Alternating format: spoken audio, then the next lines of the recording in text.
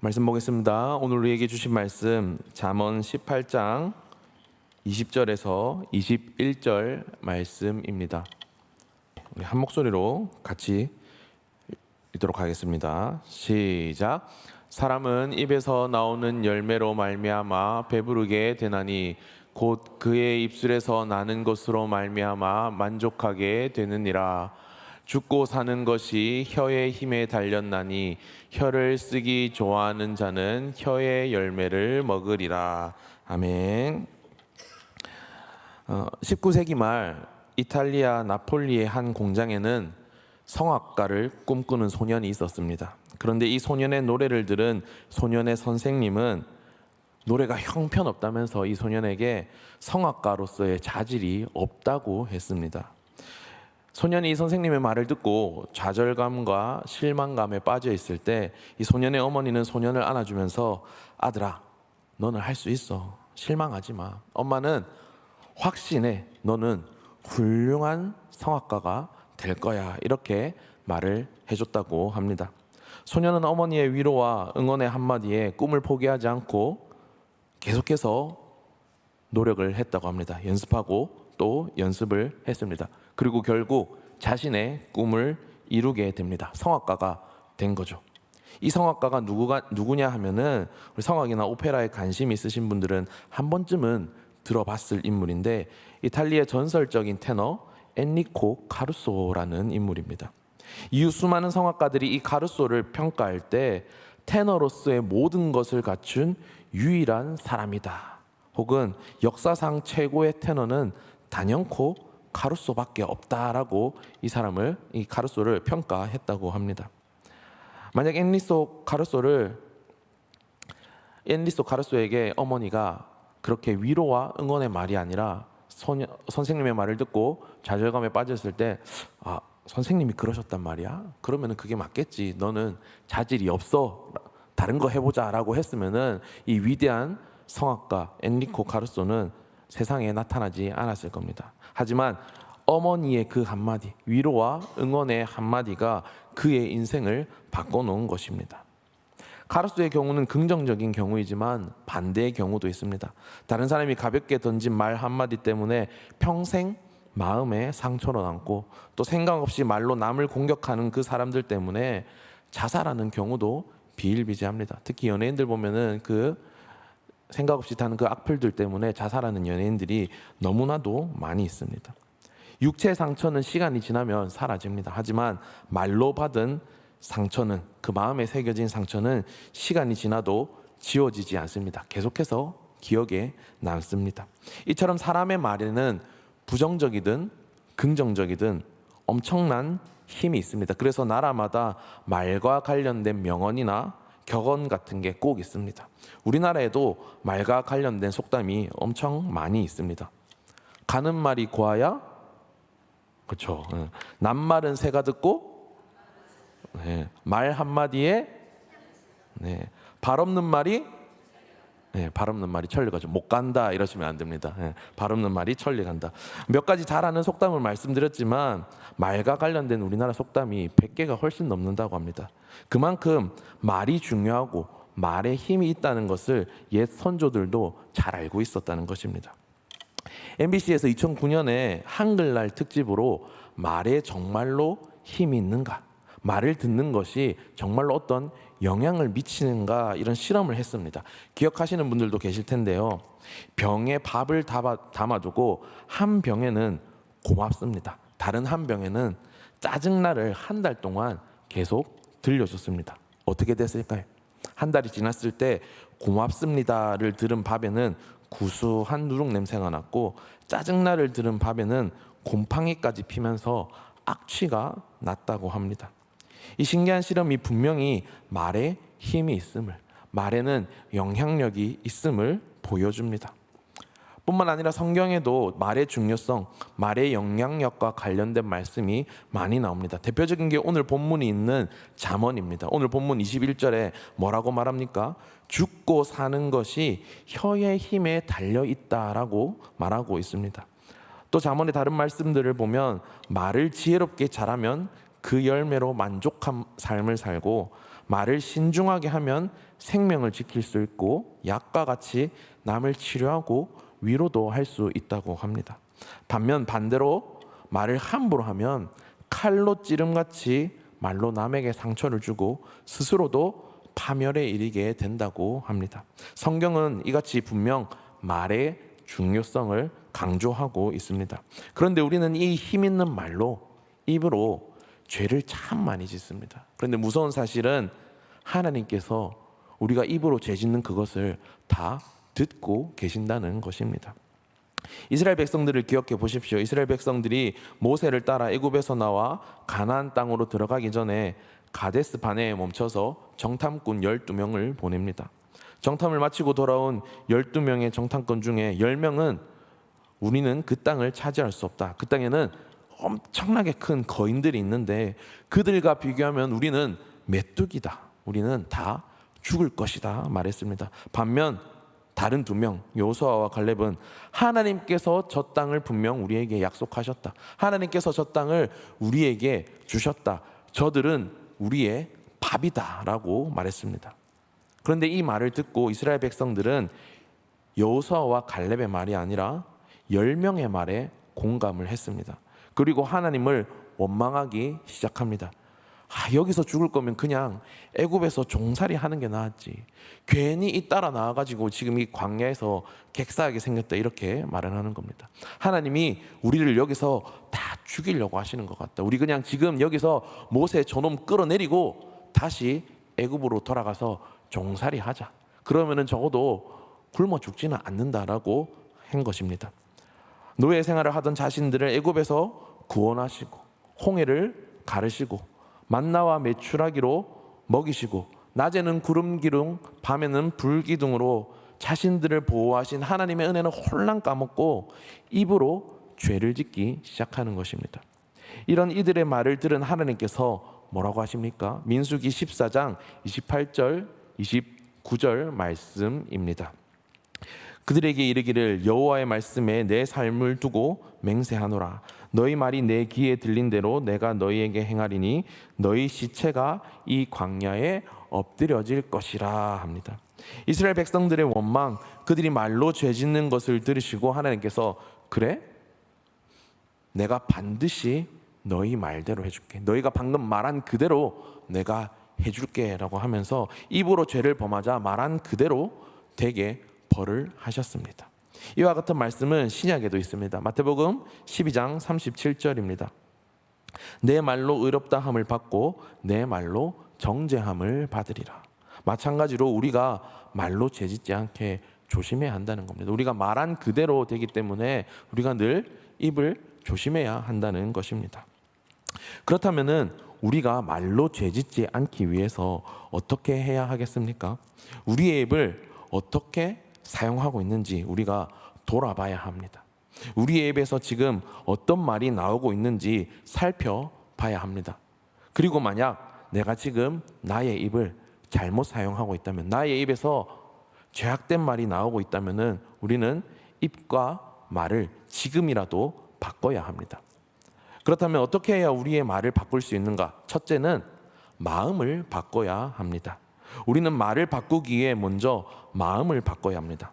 말을 바꾸는데 왜 마음을 바꿔야 하냐 생각할 수 있습니다. 왜냐하면은 그 사람이 말하는 것을 보면은 평소 그 사람이 어떤 마음을 가지고 사는지 알 수 있기 때문입니다. 수면으로 혹시 대장 내시경 해보신 분들 계실 것 같습니다. 저도 갈릴리 교회 오기 전에 한번 했었는데요. 할 때 제일 걱정됐던 거는 뭐가 발견될까 봐 이런 게 아니었습니다. 수면하고 있는 동안 제가 쓸데없는 소리 할까 봐 그게 제일 걱정됐습니다. 왜냐하면은 혹시나 남들이 들으면은 부끄러울 내 마음속에 있는 어떤 말, 자면서 말하니까 저도 못 말할지 모르잖아요. 혹시나 그런데 제 마음속에 있는 그 말, 남들에게 차마 말할 수 없는 그런 죄악된 말이 수면 내시경 하는 동안 그 잠에 취한 상태에서 저도 모르게 할까 봐 병이 발견되는 것보다 이게 더 두려웠습니다. 왜냐? 제 마음속에 있는 것이 제 입을 통해서 그대로 나오기 때문입니다. 성도님들 배우 이장우 아마 아실 겁니다. 웃어라 동해야, 뭐 오자룡이 간다, 오삼강빌라 뭐 이런 데 나오는 배우인데요. 이 배우가 요즘에 나 혼자 산다라는 예능에 많이 나옵니다. 그런데 보니까 이장우 배우가 먹는 거에 아주 진심입니다. 요리하는 것도 좋아하고 먹는 것도 좋아하고 너무나 먹는 거에 진심입니다. 그리고 얼마 전에 이 이장우 배우도 수면으로 대장 내시경을 했습니다. 그런데 비몽사몽한 와중에서 한마디를 했는데 이렇게 말했습니다. 음식은 답이 없어. 이 친구가 자기 마음대로 요리하는 거 좋아하거든요. 그러면서 잠결에도 음식은 답이 없다라고 말했습니다. 이장우가 마취로 비몽사몽한 그 상황에서도 음식은 답이 없어 라고 말을 한 것은 평소에 그만큼 이 이장우 배우의 마음속에 음식으로 가득 차 있기 때문입니다. 제가 방금 가벼운 예시로 말씀드렸지만 이처럼 그 사람이 말을 하는 것을 보면 그 사람의 마음 상태를 우리는 알 수 있습니다. 마태복음 15장 11절과 18절에 예수님께서는 이렇게 말씀하십니다. 우리 같이 읽도록 하겠습니다. 시작.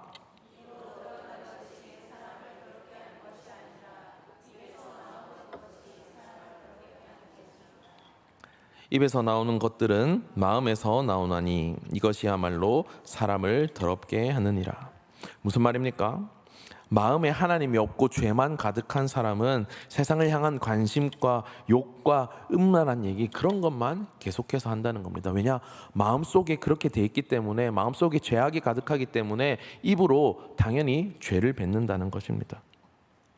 그래서 우리가 그리스도인다운 말을 하기 위해서 우리의 입을 바꾸기 위해서 먼저 해야 될 것은 마음을 바꿔야 한다는 것입니다. 내 마음속에 죄가 가득해서 입에서 죄악된 말만 나오는 것이 아니라 하나님의 말씀으로 가득 채워서 하나님을 기쁘시게 하는 말이 우리의 입에서 나올 수 있도록 해야 하는 것입니다. 말을 바꾸기 위한 두 번째는 신분을 기억해야 하는 것입니다. 이병헌이 주연인 영화 광해라는 영화를 아마 TV에서 재방송으로라도 한 번쯤은 보신 적이 있으실 것 같습니다. 조선왕조실록에 이 조선 15대 왕 광해의 기록 중에 15일간의 기록이 실제로 없다고 합니다. 그런데 이 기록되어 있지 않은 이 15일을 상상해서 만든 영화가 이 영화 광해입니다. 영화의 내용은 간단하게 이렇습니다. 이 광해가 술과 여자에 빠져서 나라를 바르게 살피지 않았습니다. 그러자 이제 신하들이 광해를 암살하려고 합니다. 나라를 위해서. 그런데 이 광해가 혹시나 자신에게 무슨 일이 생길 때를 대비해서 자기 대신에 죽을 사람을 세워놓습니다. 그리고 자기는 뒤로 빠집니다. 그래서 자기하고 똑같이 생긴 사람을 데려오라고 합니다. 그래서 신하가 이 저작거리에서 그런 사람을 찾아냅니다. 그래서 저작거리 광대 출신을 데려오는데, 데려와서 이 사람에게 가장 먼저 뭘 시키느냐 하면은 말투를 바꾸게 합니다. 말하는 습관을 바꾸게 합니다. 왜냐? 평민이 쓰는 말과 왕이 쓰는 말이 다르기 때문입니다. 왕답게 말을 쓰게 하기 위해서 가장 먼저 시킨 것이 말 바꾸는 것, 말 교육하는 것이었습니다. 무슨 말이냐 하면은 그 사람이 쓰는 말을 보면은 그 사람의 마음 상태도 알 수 있지만 그 사람의 신분도 알 수 있다는 것입니다. 이처럼 우리 역시 우리의 신분에 맞는 말을 해야 됩니다. 그러면 우리의 신분이 무엇입니까? 그리스도인이죠. 예수 그리스도를 믿음으로 구원받은 하나님의 백성이 우리의 신분입니다. 우리는 이 신분을 기억해야 됩니다. 나의 신분은 그리스도인, 나의 신분은 하나님의 백성이라는 사실을 기억을 하면서 말을 해야 됩니다. 그래서 세상 사람들이 우리가 말하는 것을 봤을 때 교회 다니는 사람은, 그리스도인은 말하는 게 우리와 조금 다르네, 이런 말을 들어야지 자기나 나는 뭐 욕하고 음란한 얘기하고 뒷담화하고 매 불평불만하고 똑같네 라는 말을 들으면 안 됩니다. 우리의 신분이 무엇인지 기억을 하고 우리는 말을 해야 합니다. 말을 바꾸기 위한 세 번째는 성령의 도우심을 구하는 것입니다. 우리는 우리의 말을 돌아보고 바꿔야 합니다. 그런데 사실 우리의 힘만으로는 그게 되지 않습니다. 그래서 야고보서 3장 7절에서 8절에는 이렇게 기록되어 있습니다. 여러 종류의 짐승과 새와 벌레와 바다의 생물은 다 사람이 길들일 수 있고 길들여 왔거니와 혀는 능히 길들일 사람이 없나니 쉬지 아니하는 악이요 죽이는 독이 가득한 것이라. 사람이 짐승도 다 길들일 수 있지만 이 작은 입은, 혀는, 말은 다스릴 수 없다고 야고보 사도가 말하고 있는 것입니다. 그러면 어떻게 합니까? 우리가 그냥 이대로 포기해야 됩니까? 나오는 대로 죄악된 말을 하게 그냥 내버려야 돼야 됩니까? 아니죠. 우리는 성령의 도우심을 구해야 됩니다. 시편 141편 3절 말씀처럼 하느님, 제가 말로 죄짓지 않도록 제 입에 파수꾼을 세우시고 제 입의 문을 지켜 주시옵소서 기도하며 도우심을 구해야 하는 것입니다. 우리의 힘으로는 혀를 능히 다스릴 수 없기 때문에 내 안에 계신 성령 하나님께서 내 입을 다스려 주시옵소서 하고 기도로 성령의 도우심을 구해야 하는 것입니다. 이렇게 마음을 바꾸고 신문을 기억하고 성령의 도우심으로 바뀐 우리의 말은 그러면은 어떤 말을 해야 될까요? 이제는 우리의 입에서 어떤 말이 나와야 될까요? 사도 바울은 에베소서 4장 29절에서 이렇게 말합니다. 무릇 더러운 말은 너희 입 밖에도 내지 말고 오직 덕을 세우는데 소용되는 선한 말을 하여 듣는 자들에게 은혜를 끼치게 하라. 바울은 지금 선한 말을 해야 한다고 하고 있습니다. 그런데 어떤 선한 말이냐? 본문을 보면은 덕을 세우는 선한 말이라 하고 있습니다. 그런데 사실 우리 성경에는 덕을 세운다라고 나와 있지만 원어 성경을 보면은 이 덕이라는 단어는 없습니다. 원어 성경을 보면은 사실 무엇을 세우는지에 대해서는 그 대상이 나와 있지 않습니다. 대신에 에베소서 다른 곳을 보면은 힌트를 찾을 수 있습니다. 이 세운다라는 헬라어 동사 오이코도메는 에베소서의 다른 곳에서 그리스도의 몸인 교회를 세우는데 사용되는 동사입니다. 즉 바울이 말하는 선한 말은 교회 공동체를 세우는 말이라는 것입니다. 교회 공동체를 세우는 선한 말이 무엇이겠습니까?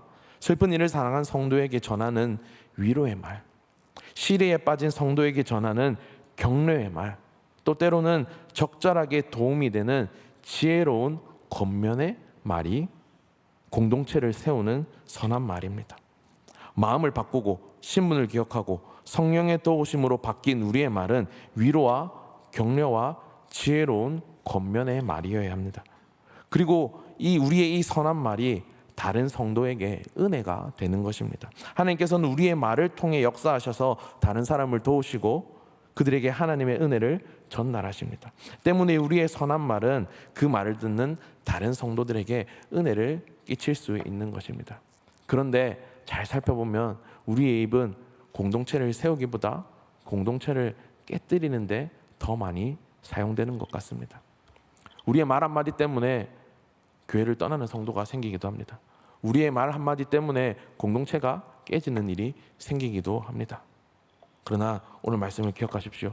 우리의 말을 통해서 은혜도 끼칠 수 있습니다. 우리의 말을 통해서 선한 말, 위로와 격려와 지혜로운 권면의 말을 할 때 우리의 말을 통해서 은혜가 끼치고 공동체가, 이 교회 공동체가 바르게 세워갈 수 있다고 하나님께서는 분명히 말씀하고 계십니다. 말씀을 정리하겠습니다. 탈무드에는 이런 우화가 있습니다. 한 랍비가 어느 날 하인에게 시장에서 맛있는 것을 사오라고 심부름을 시켰습니다. 그러자 하인이 뭐를 사왔냐면은 혀를 사가지고 왔습니다.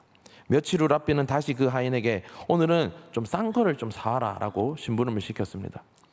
이번에도 하인은 또 혀를 사가지고 왔습니다. 그러자 랍비는 아니 저번에는 맛있는 거 사오라니까 혀를 사오더니 오늘은 싼 거를 사오라고 했는데 왜 또 혀를 사오냐라고 물어봤습니다. 그러자 그 하인이 이렇게 대답했습니다. 혀는 아주 좋으면은 그보다 더 좋은 것이 없고 나쁘면은 그보다 더 나쁜 것이 없기 때문입니다 라고 말을 했습니다. 여러분, 이 이야기가 무엇을 말합니까? 우리의 혀, 우리의 말은 사용하기에 따라 좋게 사용하기도 하고 나쁘게 사용하기도 한다는 것입니다. 여러분의 말은 어떤 말입니까? 여러분의 말은 마음을 보여줍니다. 그리고 여러분의 신분을 보여줍니다. 바라기는 말씀을 기억하시면서 내 말을 점검하고 내 말을 바꿔서 다른 성도들을 실족하게 하는 말이 아니라 은혜가 되는 말, 선한 말, 위로와 격려와 권면의 말을 할 수 있는 저와 우리 모든 성도님들 되시기를 간절히 소망합니다.